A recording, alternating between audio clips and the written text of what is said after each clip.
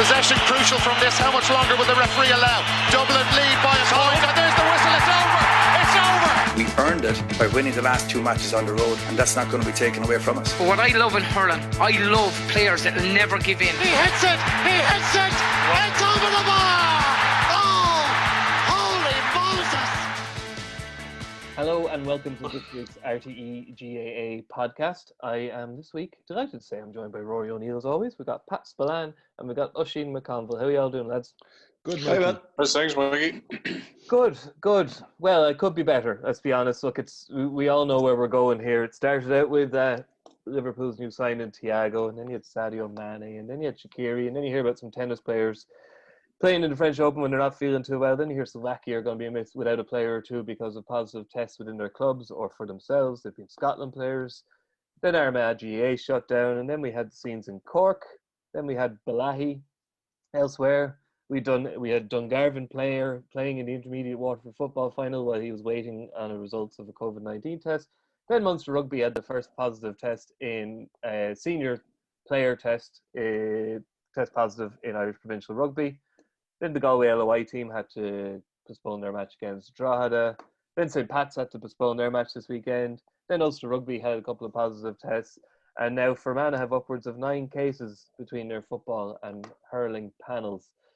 Oisín, I'm going to start with you because the focus, I think, somewhat unfairly at the moment is squarely on the Ulster Football Championship. But it's hard to say things are looking good, is it? Yeah, just when you're reaming them off, I was thinking, as long as everything else is going all right, we're in a really decent place. I think it's stark. Let's put it that way. I suppose the numbers are stark. Your number. I suppose when sport first time around when we were without sport, I think people seemed to be very accepting of it. People were very compliant with rules and regulations. I get the sense that it's not so much now because, well, there's a couple of different things. I know, just speaking personally, having young kids in the house and that, first time round, it was a bit of an adventure. The weather was good, kids were outside, and as I say, everybody sort of took it as, let's take 2 or 3 months out of our lives and let's realise what's really important. And I have to say, personally, I really enjoyed that aspect of it.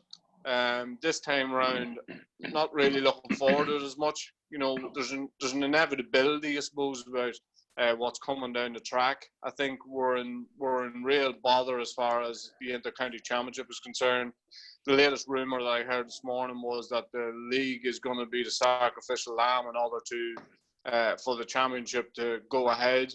Whether that's the case or not, I don't know. If there even is a possibility of the championship going ahead. As far as the cases in the north, the north is a difficult one because there's a political divide first and foremost. There's political point scoring on both sides of the community. I'm sick and I'm tired of all that. We should have initially had joined up thinking with what was going on north and south of the border. I think that's the first thing. But I also think that now that we have got ourselves in this situation, that it's a collective responsibility. It's the same way as it was first time around. People need to be aware of what their responsibilities are. Anything that I seen GAA-wise, as far as what was actually going on the pitches, what was happening within the clubs, I think was, as I said, I've shared this before, was top-notch. I think the way people were going about it, I was really disappointed when Armagh called a halt to everything. John Horan came out on Monday and said that it was more to do with what was going on after games. And I think that really annoyed people. It really annoyed me anyway, because I think that, again, the underage structure and the underage system has worked wonders in order to make its games happen. And it seems to have been tarred with the same brush as everyone else. And I think that, for me, has been the most disappointing thing. But again, that maybe me talking from a selfish point of view. But at this stage, for us to think that an inter-county championship will go ahead, it's hopeful thinking on our part. But also, the big thing for me is that I don't know where we're going with this, but I do think that we're going to have to live with this pandemic for the foreseeable future. And every time we get a spike, if we're going to close all sporting organisations down, or the GAA is going to close down, or Armagh is going to close down, I think we are at the stage we need to learn to live with it a little bit more. At one stage, I heard, and I'll finish on this. At one stage, I heard it was 1 in a million chance to contract the virus in an outdoor setting. Now, I think that those figures have probably changed at this stage. But I know of no cases that have been transmitted in an outdoor setting. And I think that, as I say, what we have been doing at club level has worked. Obviously, what's happening after county finals, etc., has not worked. Yeah, Pat. I believe our colleague Damien Lawler tells us there's a meeting of all county board chairmen at 5 or 5:30 this afternoon, virtually, obviously. Let's say in Croke Park. That's where the server is.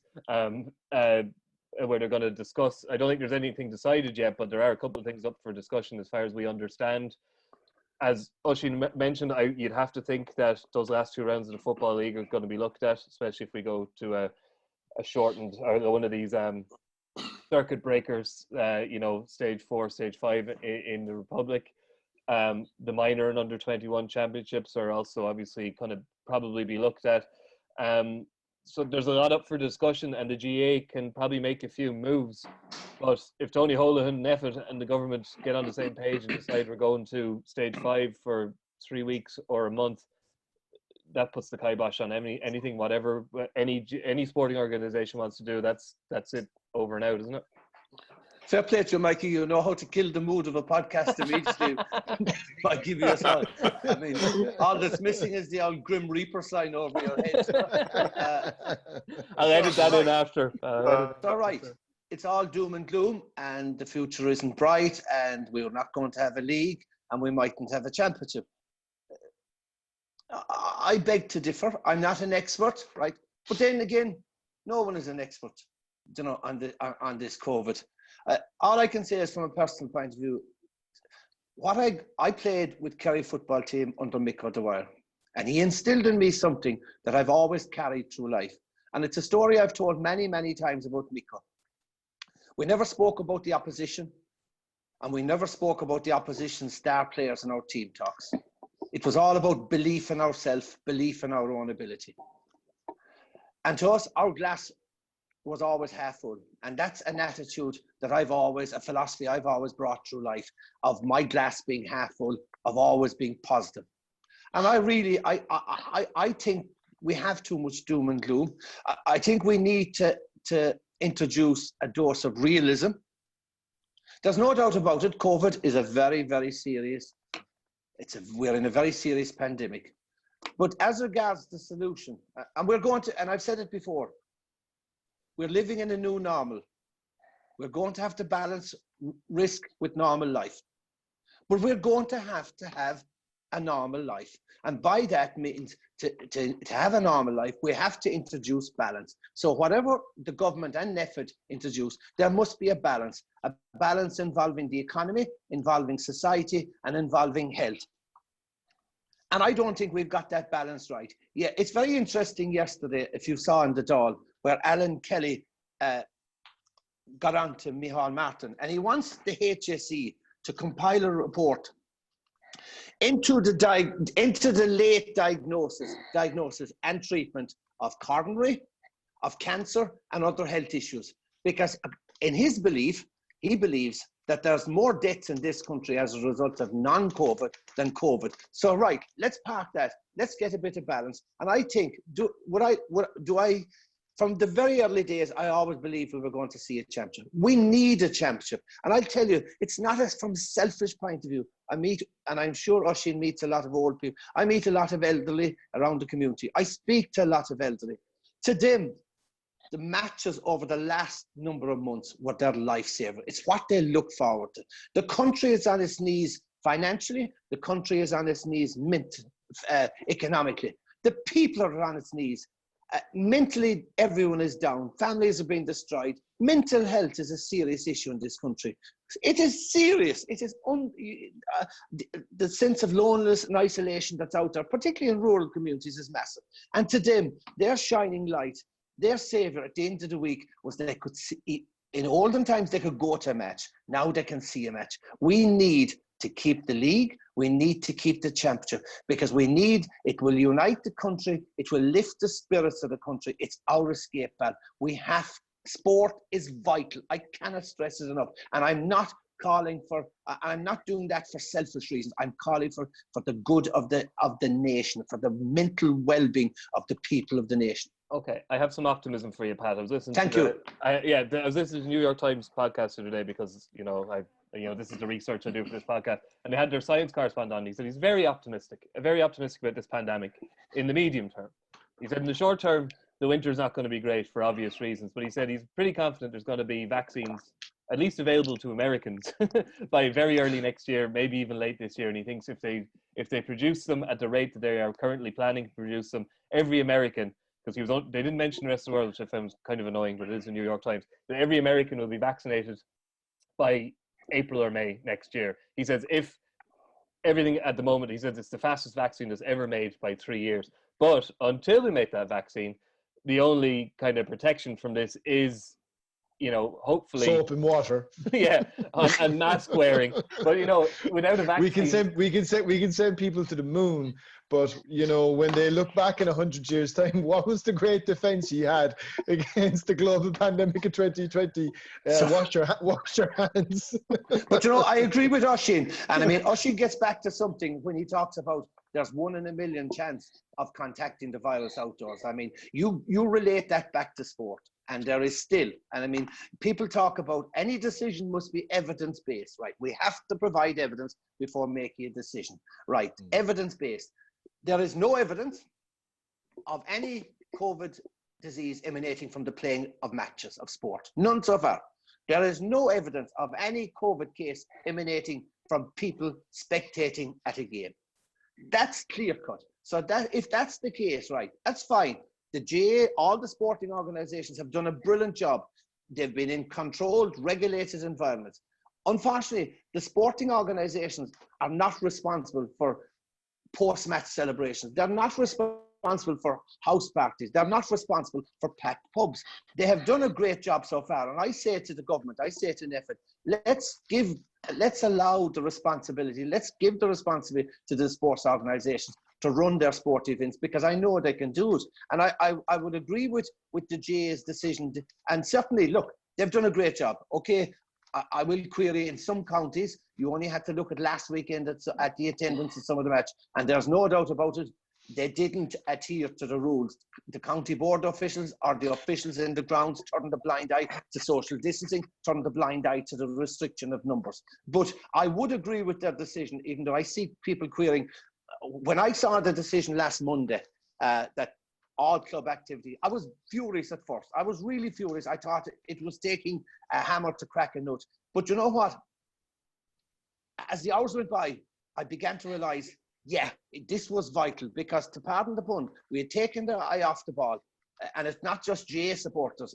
People in this country had taken their eye off the ball. They had turned the backside out of it. They had forgotten about responsibility. And they were just... So I think the GAA's decision to ban club matches was a shot across the bow, a warning to say, right, this has to stop. And like I said, the future of the rest of the sporting events in this country, the future of this country is in the hands of the people. It's our own. We must all take responsibility. And getting back to what Micheál Martin said in his last line of the press conference, it's an old slogan, it's an old cliche. Ní neart go corla céile. With unity comes strength. We must take responsibility. We must work together. It's simple. So let's say, like, we can take it as a given that there's going to be no crowds at any GAA matches this autumn and winter. I don't think you can't even call me pessimistic or depressing over that one, Pat. That's just realism. But Rory, I don't think so. Sorry, excuse me, Mikey. I don't think so. I mean, I think there is still, if you have a stadium of 80,000 with social distancing and proper regulations and properly controlled, it can be done. You see, okay, Australian rules in the last couple of weeks. I've been watching them.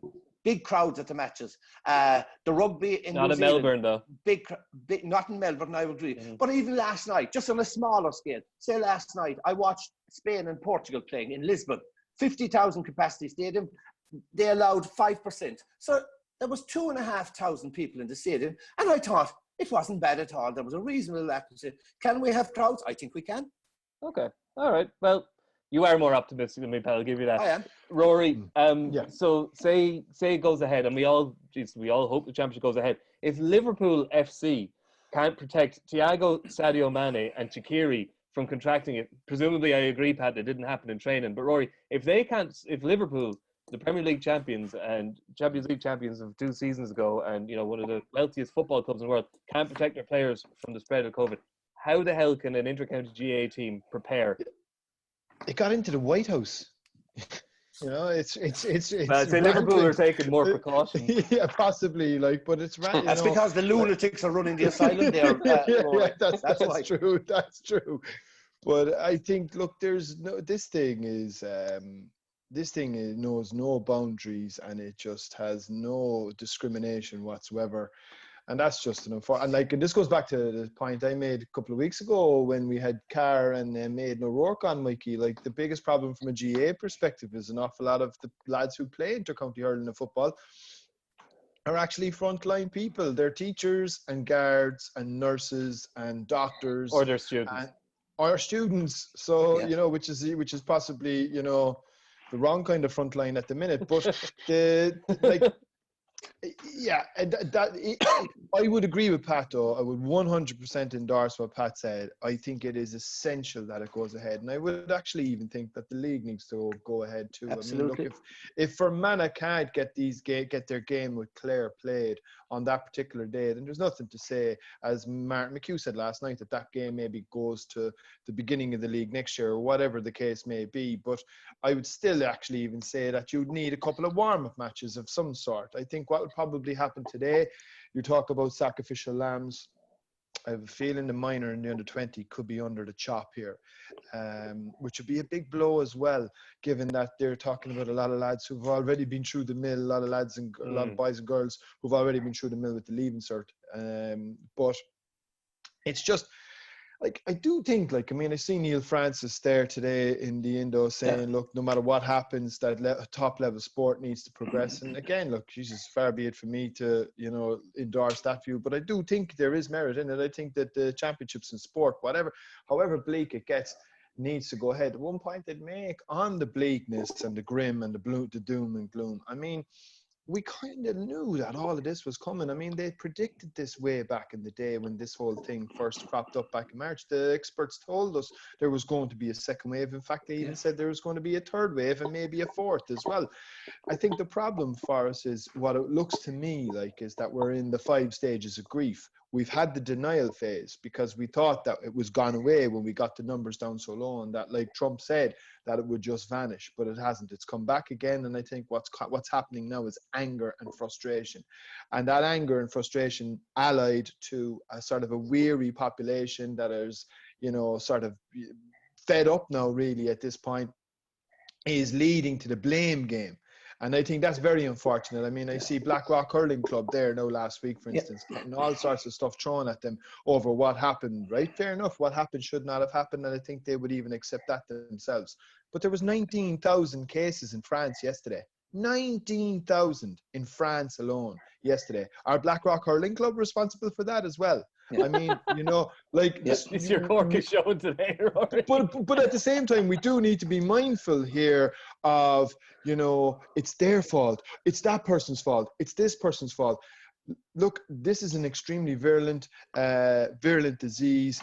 We knew that it was going to come back at us a second time. You would hope that we're better prepared for it now with the second wave, and I think there are precautions and mitigations put in place, then fingers crossed, I think that the powers that be should look for us to press ahead with the championship. On those mitigations, Oisín, you've been in coaching and management over the last few months. How you at least had reasonable weather, but tell us, DJ Carey gave us some insight into how Kilkenny are doing it. They've got marquees. you're in a pod. The Kilkenny hurlers are like you get changed in as one marquee with the same players every week, so that they're separated.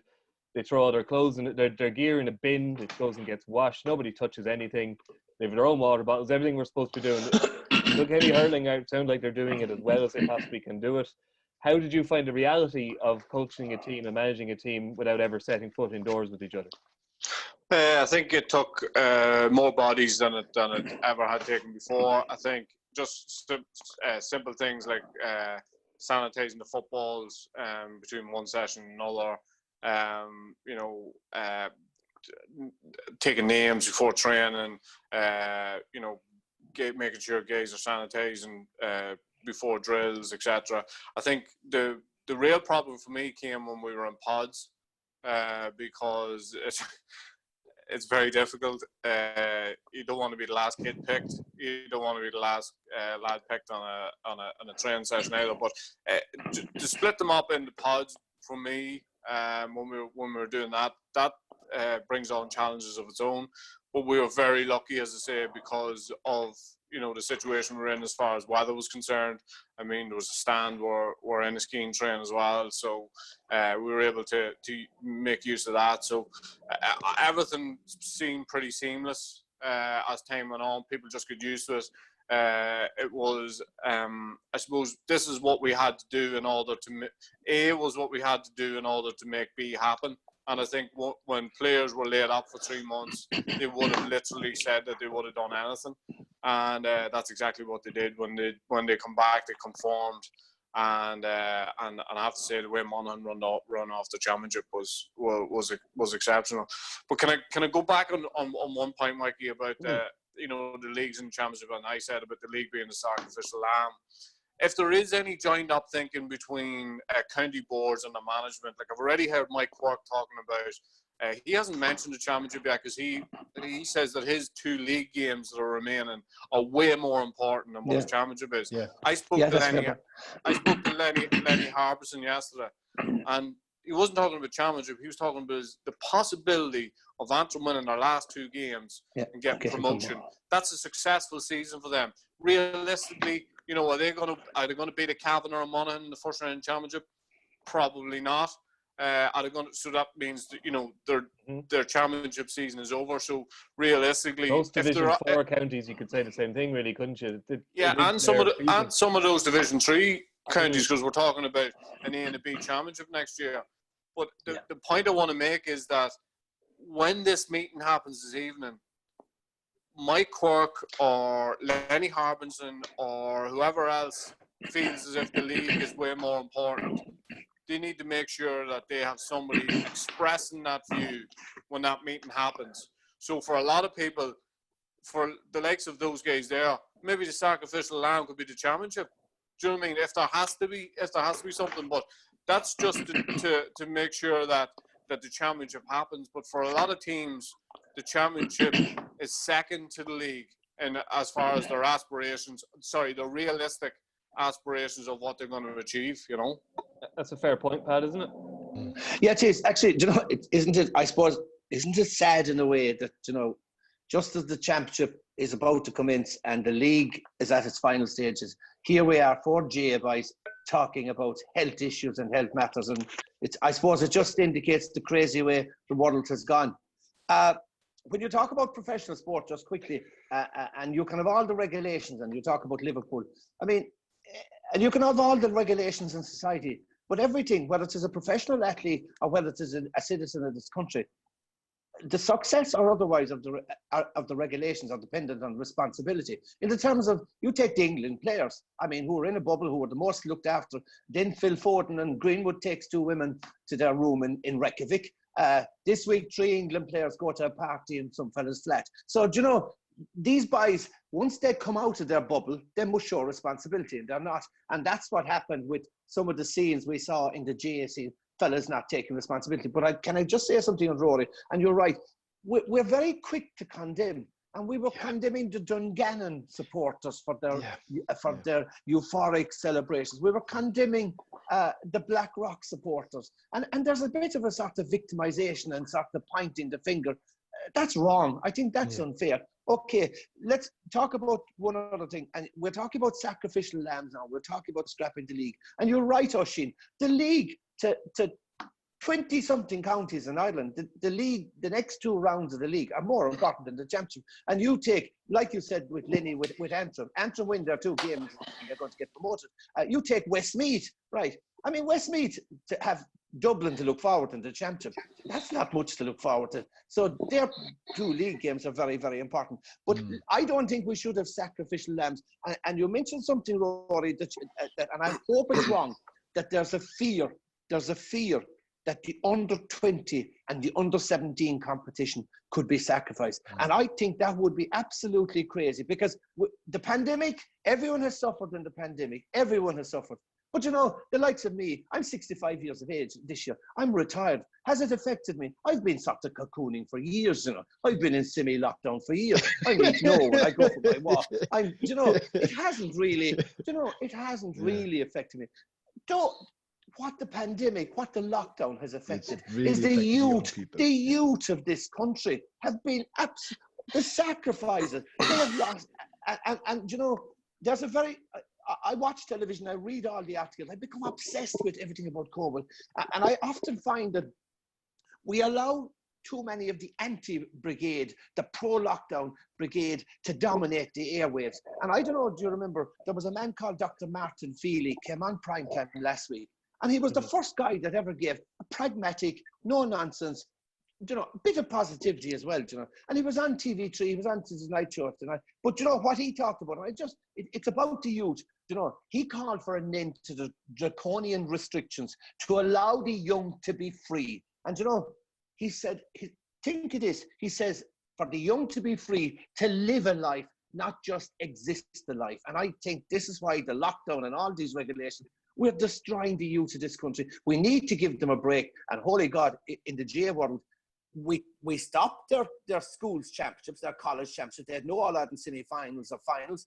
Now their last chance is an All-Ireland under 17 or an All-Ireland under 20. They're at the semi-final stage under 20. Let's encourage youth. Let's give them their data. So not make them, I hope, the sacrificial lambs to save a senior championship. Yeah, no, just be clear. This is speculation on our front what they're going to do.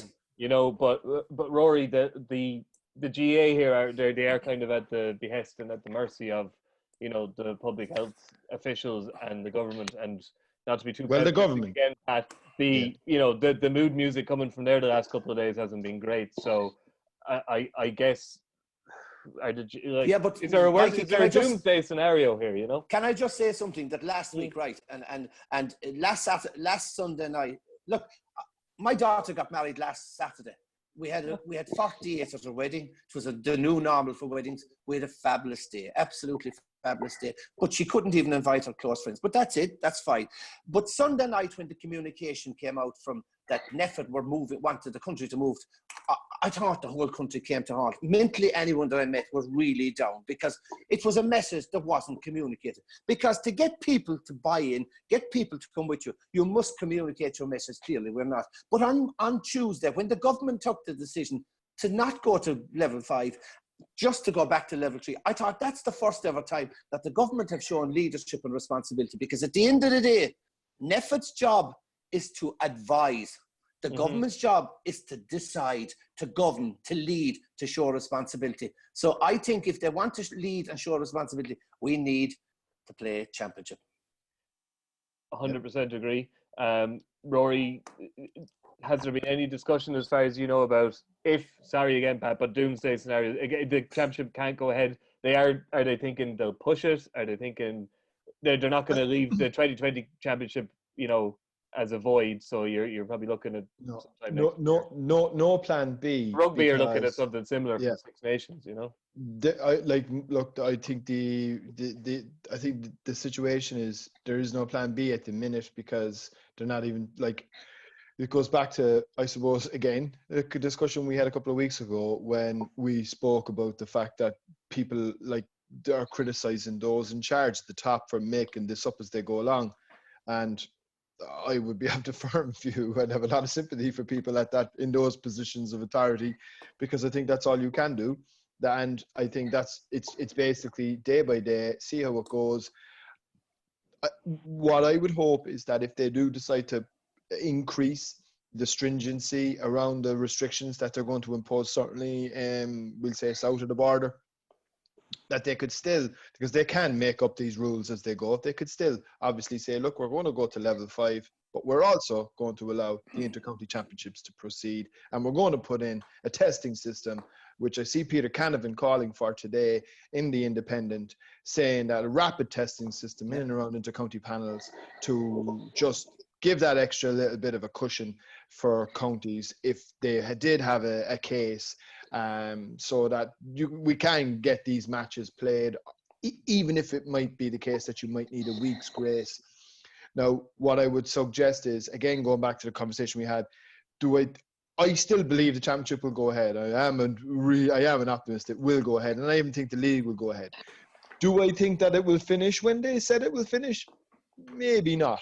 But again, as we spoke about 2 weeks ago, Mikey, if it drifts out, so what? Yeah, that's very true. Oisín, we'll finish up soon enough, but I just wanted to discuss this with, as you said, 4 GA men, Pat. Interested in your view. I don't know how many people saw Gary Rogers' tweet. He's the Dundalk goalkeeper. He's also a bit of a Meath stalwart, GA stalwart. He's been involved in coaching them. I'll edit it into the video here afterwards for people watch it. But basically, he put up a screen grab of the crowd at a League of Ireland match and the crowd at the Meath County Football Final. And the crowd at the Meath County Football Final, there was 200, all right, but they were all sitting under the covered stand in Park Charlton. There was very little social distancing going on. It didn't seem to be, pictures can tell a lie, maybe there was a couple of rows between them, but then the picture of the League of Ireland game, apologies, I'm not sure where it was. There was a blue jersey, so it could have been Waterford or Finn Harps, but everybody was regimentally in lines, divided out. Is there any explanation for this, Oisín, that, like, is it a sense of ownership? Does it go back to the community element? Because League of Ireland clubs are within their community as well. Is it amateur stewards? Because again, League of Ireland stewards, to the best of my knowledge, are mostly amateur. Is there any explanation for why the personal responsibility issue kind of became quite prominent in the GA in recent weeks? Is there anything you can figure on? At the Meath final, they were all members of the same family. Big family. All 200 of them. From two parishes. Yeah, no, I think it was pretty stark. But I attended the Armagh County Championship. Attended all the cross games in the County Championship, and what they had was there was no real need for stewards, because what they had they had certain seats that you could sit in. So there was, I think we've seen that a lot where. There's a little bit of tape over certain sections of seats, and you can only, up to 3 or 4 people can only sit together, and they have to be members of the same family and all those sort of things. To me, that worked really, really well. Another thing that Armagh TV did really well was they kept the camera on the same side as the stand, so when you looked out, all you could see was the actual players and nobody the far side of the field. But in all honesty, that was something that I felt that worked really well. The problem with some of the stadia that we've seen is in Navan, obviously that didn't happen. But go back to the Slaughtneil game in Balahi, we didn't have, there was no covered stand, no seating areas. So what you've got people congregating, and I suppose people like to be between the two 45s. That's a major issue, and people were on top of each other. But again, from an outdoor point of view, I don't think that's as big an issue as it should be. Is there an explanation as to why? I would say that in the League of Ireland, when we've seen those guys sitting down, obviously all the seats were cordoned off. There was a certain areas of seats that you were allowed to sit in and you weren't. I think that if we were to advance that to inter-county stage, I think it would be a lot better organised. I think we would be a lot better for that. But to say there's a drastic difference between the people who attend Gaelic football matches and the people who attend League of Ireland matches, that they would have extra responsibility or anything, I don't think that that's the case. I just think that that's a few of the pictures that we've seen, and I'm pretty sure that it's not been the same, and it's not been as regimental at all, League of Ireland games. And I think when you look at what's happening up the north, just an extra layer to what's happening up the north, there's a PSNI investigation into the Derry final, and there's a PSNI investigation into the Dungannon Clark's celebration. So when you're thinking about Ulster, you've got to have, there's a massive caveat with what goes on with Ulster from a political point of view and what goes on down south. Yeah, Pat, you're advocating strongly for crowds, and you have done. You're being consistent on that. Do you think that to have a crowd, say in Croke Park, that the seats have to be cordoned off, or do you think we can get to the stage in a stadium like Croke Park where all the seats are the same, where personal responsibility will do the job? Well, just getting back to what you were talking about the crowds, there's no doubt. I mean, the GAA aren't to blame for post-match celebrations like in Blackrock or. No, I don't even mention that, because you're right. That's outside the stadium. But the GAA or the county boards have to take responsibility when social distancing isn't being adhered to at a county final. It's not. I mean, you're not dealing with 40,000 or 4,000. You're dealing with 200, and certainly, if the stewards and if the Meath County Board were doing their job properly, there should have been social distancing in the stand in Meath. It was the same in Cork.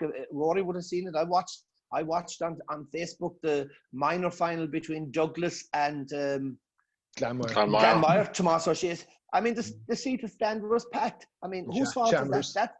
Whose fault is that? That's the fault of the Cork County Board and the stewarding on the occasion. No doubt about that. It's interesting today that Martin Murphy, as you know, the three bodies, the IRFU, the GAA and the FAI have come together, the three, to put a proposal to the government about allowing crowds into matches. And obviously, social distancing will have to adhere, but what they're emphasising is that if there are going to be crowds at matches, which I believe there are, if you have 80,000 in Croke Park and you surely to God, with social distancing and all, you can fit 15,000. But what they're going to insist on is that face masks be worn by all spectators, which I think is fair enough. Is it going to be safe? Like going back to what Oisín said, 1 in a million chance of catching the virus outdoors.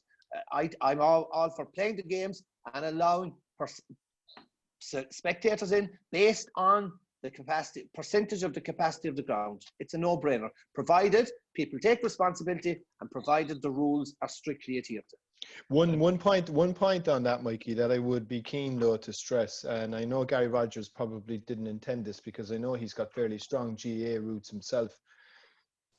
If at all possible, this sort of one-upmanship between sports and codes should always be avoided.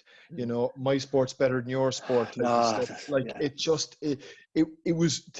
If you wanted to make a point about the lack of social distancing, that GAA matches, fine, but don't make the comparison because that brings all the crazies out of the woodwork, the anti-GAA crowd, the anti-soccer crowd, then it becomes the blame game, then starts all over again. I'm absolutely convinced Gary Rogers would not have meant for that to happen, but that was absolutely one of the side effects of posting something like that, and you just need to be a small bit careful on it.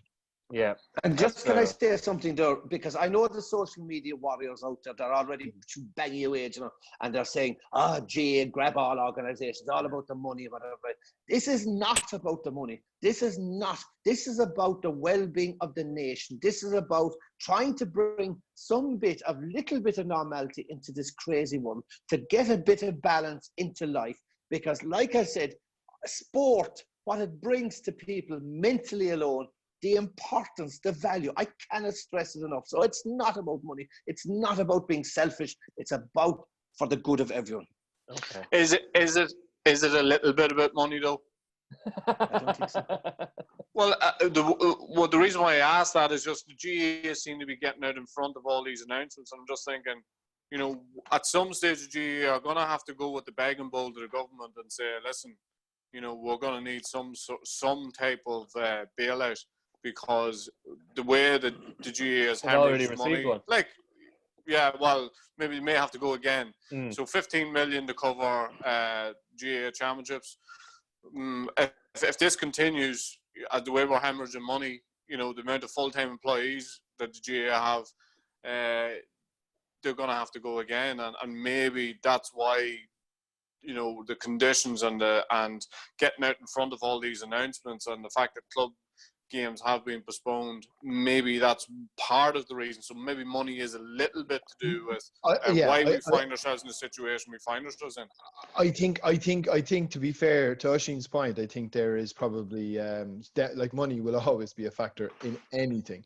But I think the one thing that this pandemic has absolutely shown us is the sheer folly and the utter madness that anybody ever contemplated or considered the GAA to go professional, because you only have to look now across at England. They expect possibly they're looking at like double figures in the amount of football clubs in England that are going to actually go out of business, that are actually going to become defunct. We've already had one or two. I think Macclesfield went to the wall.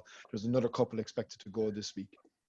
Yeah. And the people at the bottom end of the pyramid of professional sports are the ones that are really, really going to suffer here.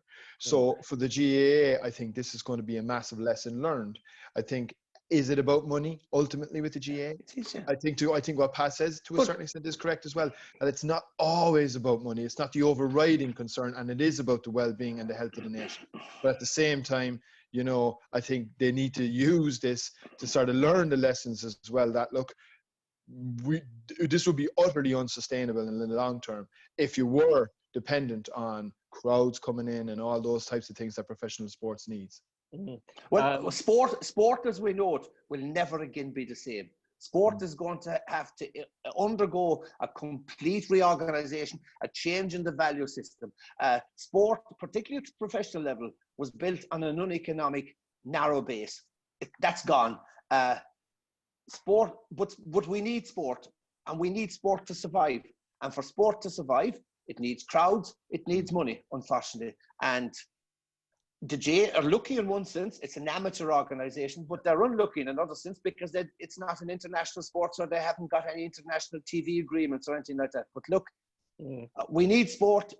The sporting organisations need help and support now in these troubled times, and hopefully they get it. And that's why I want to see a Six Nations. I want to see the League of Ireland to continue, and I want to see a big game tonight, and a huge game tonight. You know, and we'll all be sitting in front of our TVs, you know, cheering Ireland on and hoping that Ireland win.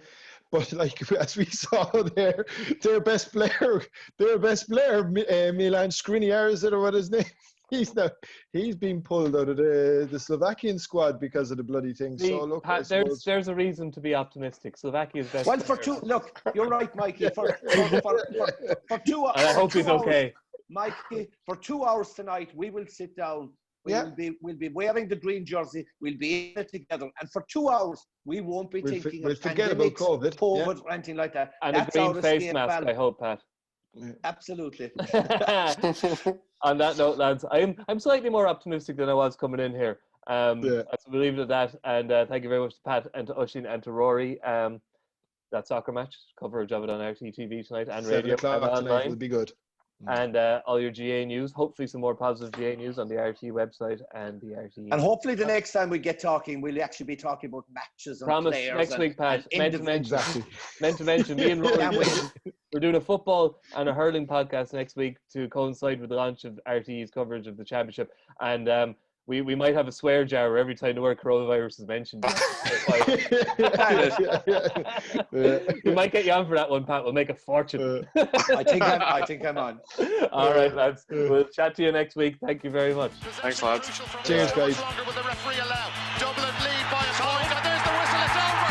It's over. We earned it by winning the last 2 matches on the road, and that's not going to be taken away from us. But what I love in hurling, I love players that will never give in. He hits it. It's over the bar. Oh, holy Moses.